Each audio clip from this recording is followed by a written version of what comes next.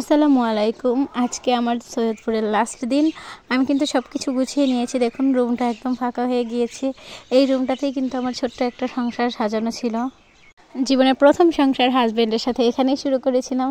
যাই হোক, আজকের মতো বিদায় নিয়ে এখান থেকে চলে যেতে হচ্ছে আমাকে। এই জায়গাটায় অল্প কয়েক মাসের জন্য আসা হলো। এখানকার অনেক স্মৃতি রয়েছে, যে স্মৃতিগুলো আমি কখনো ভুলতে পারবো না।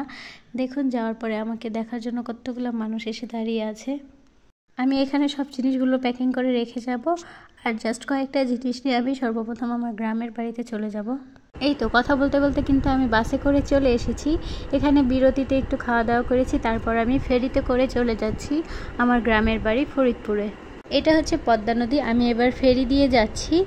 আমি চাইলে সেতু দিয়েও যেতে পারতাম, কিন্তু এদিক দিয়ে আমার সুবিধা হবে, এর জন্য আমি এদিক দিয়ে সরাসরি বাসে করে চলে যাচ্ছি। কারণ হচ্ছে আমার ফেরিতে জার্নি করতে খুবই ভালো লাগে। আমি পুরোটা সময় খুবই এনজয় করি।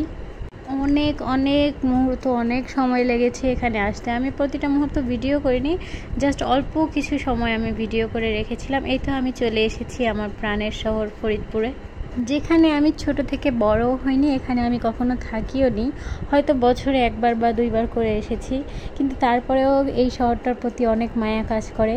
বাপের বাড়ি বলে কথা, তাই না? প্রতিটা মেয়েরই কিন্তু বাবার বাড়ির প্রতি একটা মায়া কাজ করে, আমারও সেম। আর এখানে আমাকে আসতেই হবে, কারণ আমার মাকে এখানে রেখে গিয়েছি।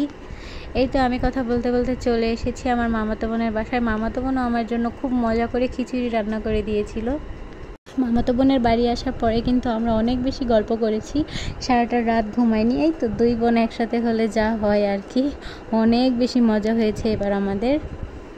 আর মামাতো বোনও আমাকে যেই কয়টা দিন ছিলাম আমি খুব আদর করেছে, খুব যত্ন করেছে।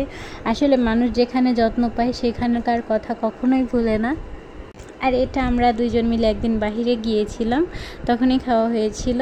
আর তেমন একটা ভিডিও নেওয়া হয়নি, এর জন্য বেশি ভিডিও করতে পারিনি। আজকের মতো এই পর্যন্তই। ভালো থাকবেন, আল্লাহ হাফেজ।